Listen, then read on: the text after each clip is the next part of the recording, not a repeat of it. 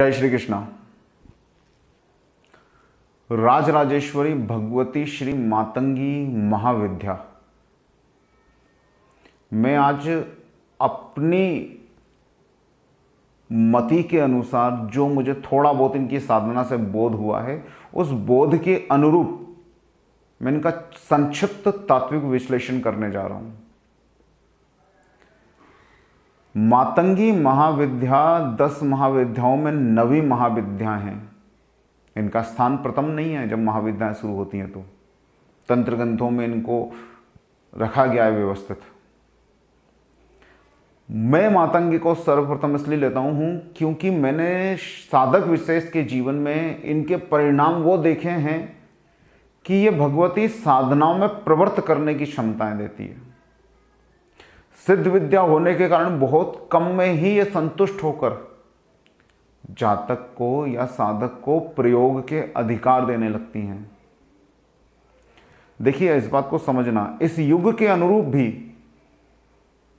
इस युग को अगर देखेंगे, ये युग किसका? ये युग है संप्रेषण का। तो संप्रेषण की महाराज्ञी है भगवती श्री मातंगी महाविद्या। आपके अंदर जो परा, पश्यंती, मध्यमा और वैखरी, ये चारों वाणियां स्थिर हैं। इन वाणियों की कारण स्वरूपा है भगवती श्री मातंगी। शब्द साम्राज्य है मातंगी। और आपका जीवन का जो उदय है, जीवन का जो चलन है, वो सिर्फ अक्षर है, वो सिर्फ शब्द है। इसलिए मैं मातंगी को प्रथम रखकर चल रहा हूं। मातंगी साधना में प्रवृत्त व्यक्ति, ध्यान से समझना, मातंगी साधना के बहुत सारे स्वरूप हैं। आप अगर तंत्र ग्रंथों को खंगालेंगे, अगर आप पुस्तकों का और शास्त्रों का अध्ययन करेंगे तो उनके विभिन्न कवच, स्त्रोत, सहस्रनाम और कई तरह के मंत्र प्राप्त होंगे। हर्षंती श्यामला के नाम से प्रसिद्ध है, लघु श्यामा के नाम से प्रसिद्ध है, उच्छिष्ट चांडालिनी के नाम से प्रसिद्ध है। और उच्छिष्ट चांडालिनी वाला जो स्वरूप है वही अक्षय भंडार सिद्धि देने वाला स्वरूप है, उसकी भी हम चर्चा करेंगे। लेकिन आज स्वतः ही मूलभूत रूप से परम सात्विक लेकिन तांत्रोक्त कोई भी महाविद्या तंत्र के बाहर नहीं है। परम सात्विक और तांत्रिक स्वरूप का हम विवेचन करने जा रहे हैं। तो यही महाविद्या प्रथम में क्यों आपको मातंगी की साधना करनी चाहिए? अगर जीवन में शब्द आपके चेहरे से, आपके मुख से जो निकले, वो चाहते हो आप ऐसे हो कि सामने वाला वशीभूत हो जाए उनको सुनने के लिए। अगर आप चाहते हो कि आपकी जो वाणी है वो कार्य रूप में ही परिणित होने लगे, आप जो कहो वैसा घटित होने लगे।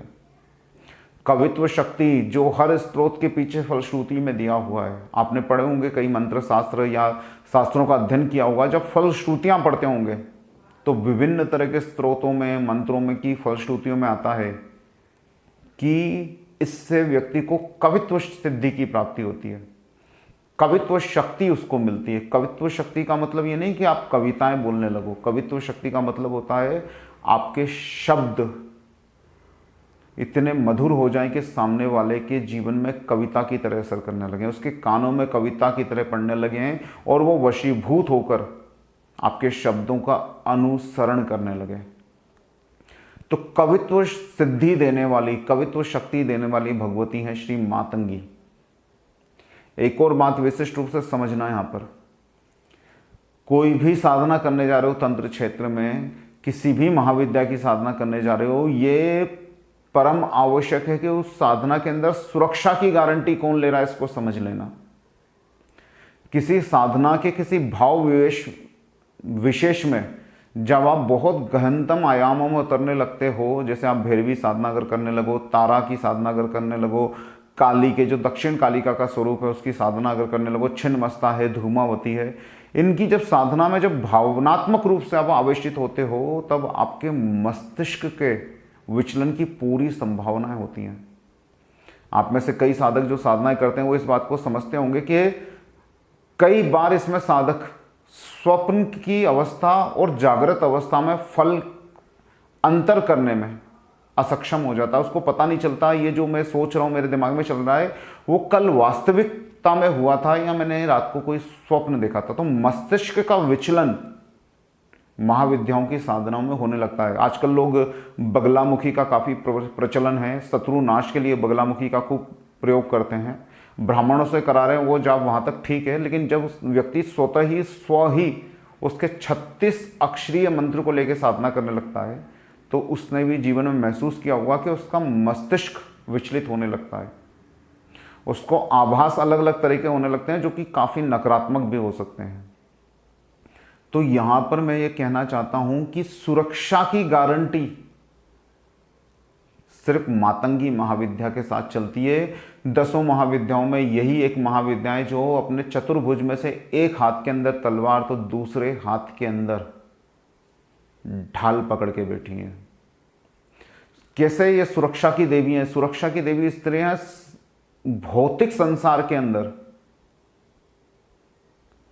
कितने ही शत्रु आपके खड़े हो जाएं, कितने ही आपके अनिष्ट करने वाले आपके सामने आ जाएं, लेकिन यह आपके अंदर, साधक के अंदर वो साधनात्मक सम्मोहनकारी ओज भर देती है कि सामने वाला व्यक्ति किम कर्तव्य विमूढ़ हो जाता है। किसी भी परिस्थिति में मातंगी के साधक की उपस्थिति में, ध्यान से समझना, अगर आपने मातंगी महाविद्या का जप किया है, उन मंत्रों का स्मरण किया है, तो आप अपने प्रभाव को देखना विशिष्ट रूप से कि किसी भी अवस्था में मातंगी साधना साधक के समक्ष उसका विरोध कभी नहीं हो सकता। आप महाभारत में अर्जुन का रथ संभालते हुए श्री कृष्ण को देख लीजिए, कहीं पर भी उनकी उपस्थिति होने के बाद उनका समूल सभा में विरोध नहीं हो पाता। यही सम्मोहन की शक्ति होती है, इसलिए श्री कृष्ण को हम परम मोहन स्वरूप धारण किया हुआ बोलते हैं, परम वशीकरण की क्षमता से युक्त बोलते हैं। वशीकरण मात्र एक सिद्धि है जो वास्तविक राजत्व प्रदान करती है। राजत्व का मतलब यह नहीं कि आप राज सिंहासन पर बैठे हैं, वहां पर भी आपका वध हो सकता है, वहां पर भी आपके लिए कुचाले और षड्यंत्र रचे जा सकते हैं।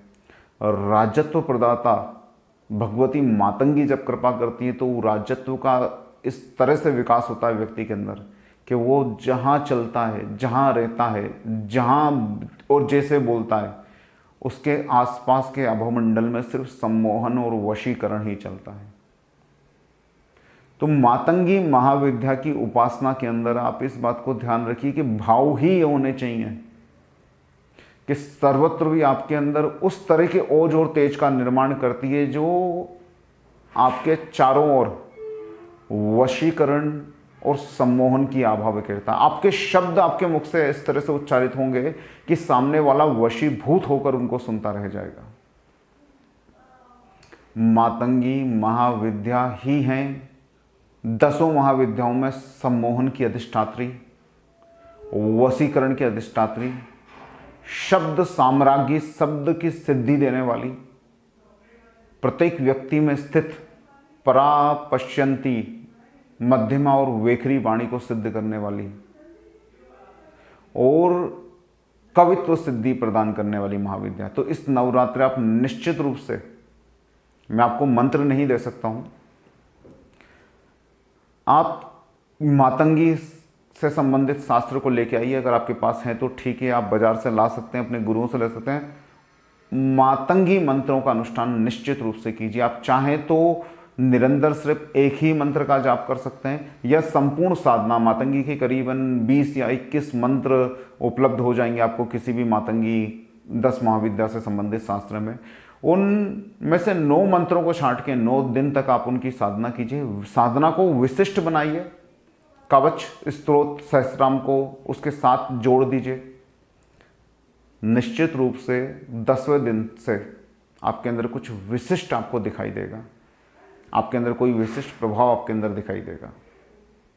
मातंगी साधना कीजिए और अपने आप को सर्व सम्मोहनकारी, वशीकरण शक्ति से युक्त, कवित्व शक्ति से युद्ध और चारों तरह की वाणियों में सिद्ध राज राजेश्वर बनाने की कोशिश कीजिए। जय श्री कृष्णा।